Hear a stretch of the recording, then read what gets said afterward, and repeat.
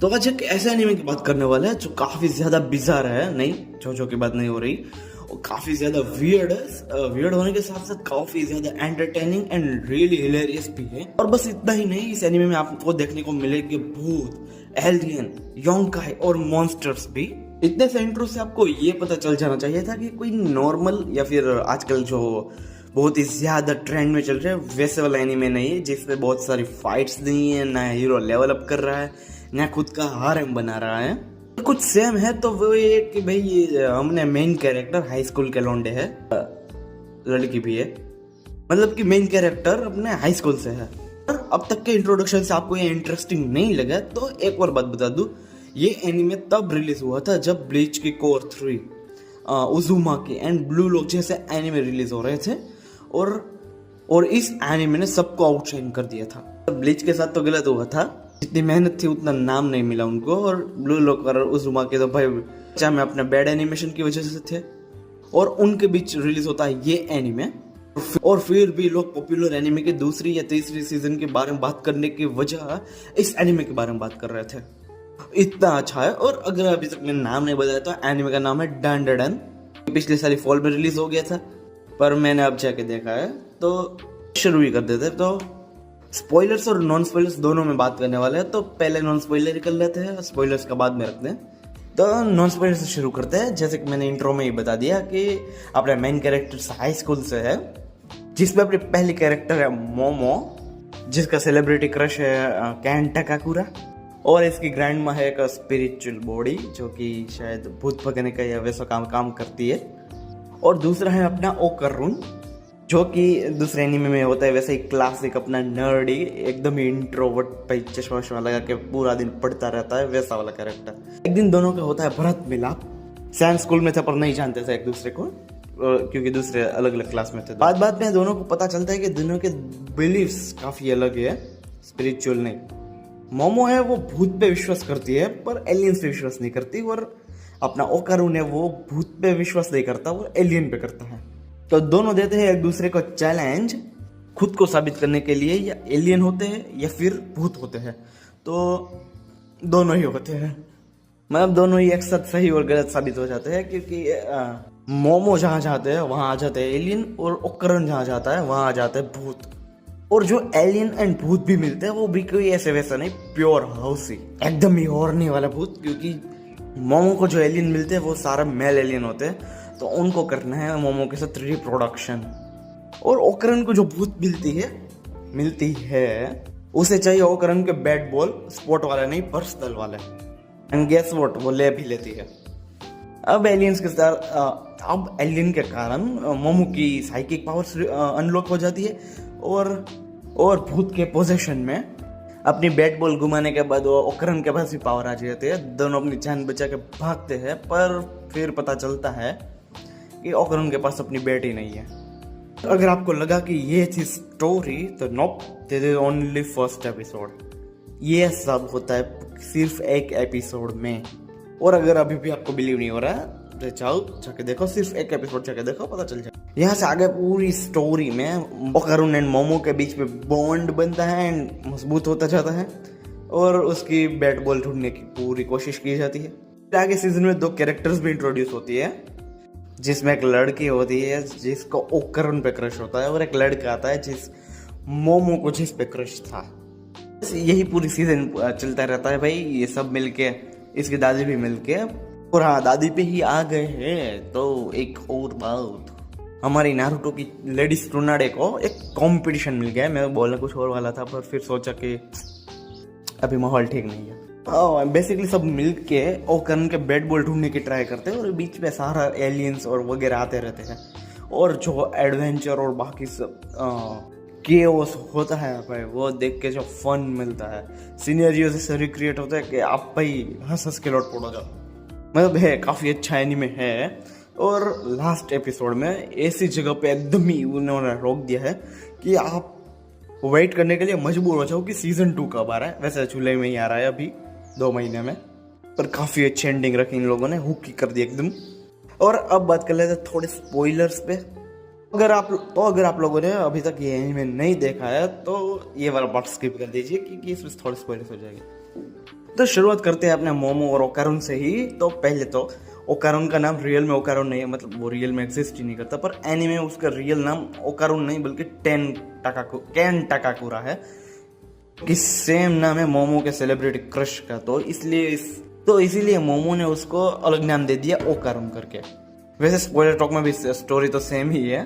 फिर दोनों की फैमिली की बात कर लेते हैं। तो मोमो की फैमिली में उसके मम्मी पापा दोनों डॉक्टर हैं जो काम की वजह से बाहर रहते हैं, पर वो अपने दादी के साथ रहती है जो कि एक स्पिरिचुअल बॉडी है।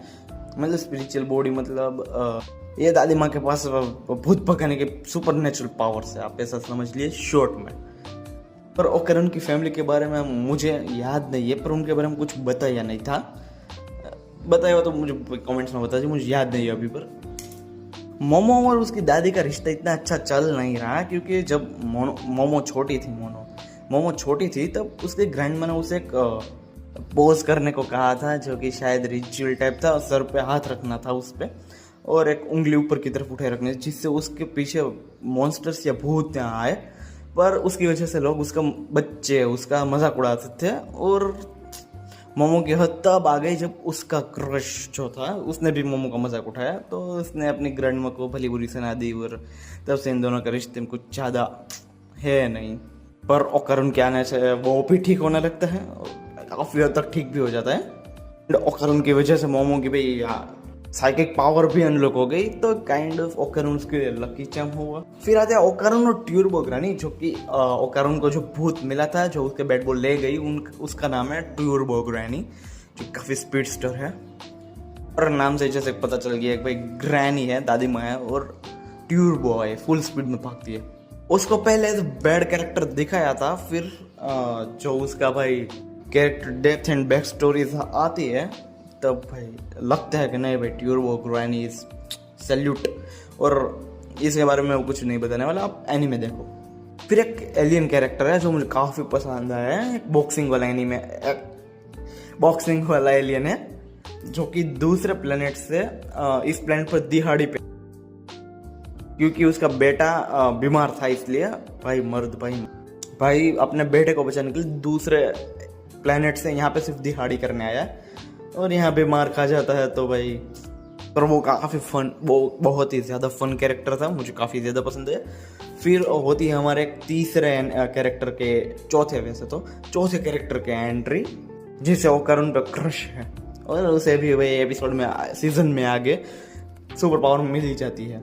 एंड देन एंट्री होती है हमारा पांचवे ह्यूमन कैरेक्टर की। एंड यस, ये वही बंदा है जिसने बचपन में मोमो का मजाक उड़ाया था, और मोमो को इस पे मैं नाम भूल गया, पर ये बंदा काफ़ी ज़्यादा कूल बंदा था कि अब वही हाई स्कूल ज्वाइन कर लेता है जिसमें मोमो और वो तीनों जा रहे हैं। तो टोटल 4 लोग हो गए अब। और इसके घर पे है एक भूत या फिर एलियन, मुझे नहीं पता, क्योंकि वहीं पे सीजन एंड हो जाता है। इसके घर पे जाते और वहाँ पे मिलती है एक हिडन रूम, और वहीं पे सीजन खत्म हो गया है। तो एकदम मैं हुकी हूँ कि भाई अब आ जाए, बस जुलाई का इंतज़ार करना ही पड़ेगा। और ये तो सारी बातें हो गई फन एंड एलिमेंट्स की, सारे के सारे फन एलिमेंट्स है भाई, बहुत ही ज़्यादा अच्छी एनिमे है। पर ऐसा नहीं कि इसमें सिर्फ फन है, केओस है भाई, मारपीट है, नहीं। इसमें जो एक एपिसोड है, एपिसोड 7 करके, वो जो इमोशनल चाहता है भाई, अभी रिसेंट में आए कोई भी एनीमे इतना इमोशन लेवल टच नहीं कर पाया कि जिसने ये एक एपिसोड ने टच किया है। और ऐसा भी नहीं है कि मैं इसे ओवर हाइप कर रहा हूँ, आप दूसरे क्रिएटर को जाके देखो, आप ट्विटर पे, इंस्टा पे, कहीं पे जाके देखो, ये एक एपिसोड होगा ही जिसमें एक बड़ा सा क्रीचर और एक छोटी लड़की हक की होगी, वो वाली फोटो आपको मिल ही जाएगी। वो एपिसोड में बहुत ही ज़्यादा हार्ड इमोशनल जाता है, एंड वो मेरा पर्सनल फेवरेट एपिसोड्स भी है। तो बस यही थी डैंडेडन की स्पॉयलर्स वाली टॉक भी, क्योंकि सीजन 1 में भाई बहुत कुछ है, मैं सब कुछ तो नहीं बता सकता, आप जाके देखो। और जैसे स्टोरी आगे बढ़ती जाएगी वैसे नए योंकाई, मॉन्स्टर्स, एलियंस, बाकी सब आने ही वाले हैं, तो भाई पूरा मजा आने वाला है। और अब बात करें इसके दूसरे एस्पेक्ट की, कि जिसमें आता है एनिमेशंस पर। एनिमेशंस, इसकी आर्ट स्टाइल बहुत ही ज़्यादा डिफरेंट है, जैसे कि मॉब साइको की हो गई, डेविल मैन क्राई बेबी की हो गई, जो थोड़ी बहुत मिनिमलिस्टिक लगती है, और एकदम ही वैसे वाले एक्सप्रेशन भाई बहुत ही मस्त लगते हैं मुझे, तो वो वाले है इसमें। तो मिनिमलिस्टिक टाइप नहीं, वैसे background fully detail, character minimalistic type है। तो अगर आप लोगों ने आजकल के ज़्यादा एनीमे देख लिए है तो आपको थोड़ा सा डिफरेंट लगेगा, और अगर डंडेडन आपका पहला एनीमे होगा तो आजकल के एनीमे आपको थोड़ा डिफरेंट लगेगा, और ये मैं अच्छे वे में कह रहा हूँ। तो इसकी आर्ट स्टाइल की वजह से इसके एनिमेशंस भी काफ़ी ज़्यादा डिफरेंट हैं और फिर भी अच्छे हैं। थैंक्स टू यू साइंस सारो स्टूडियो, जो कि नया स्टूडियो है, फिर भी काफ़ी अच्छा काम कर रहा है एनिमेशन वाइज तो। और ऐसा कहीं भी ऐसी एक भी फ्रेम नहीं है जहाँ पे उन्होंने लेग किया हो कि भाई ये अच्छा नहीं लगा, सारे ही एकदम मस्त। और दूसरे एनिमेस की तरफ फैंस इसकी भी मांगा एंड एनिमेशंस कंपेयर कर रहे थे, जिसमें देख के लगा कि ये वन ऑफ द वो एनिमे है कि जिसकी क्लोजेस्ट एनिमेशन से मांगा से, कि भाई अब ज़्यादा फर्क नहीं निकाल सकते। वैसे फिर भी फर्क है, बहुत ज़्यादा सामने दिखाई देता है इतना है, पर जितना अच्छा उन लोगों ने हो सका उतना अच्छा किया है। और ऐसा हो तो मैं सीज़न 2 के बाद कवर भी करते हैं मांगा को।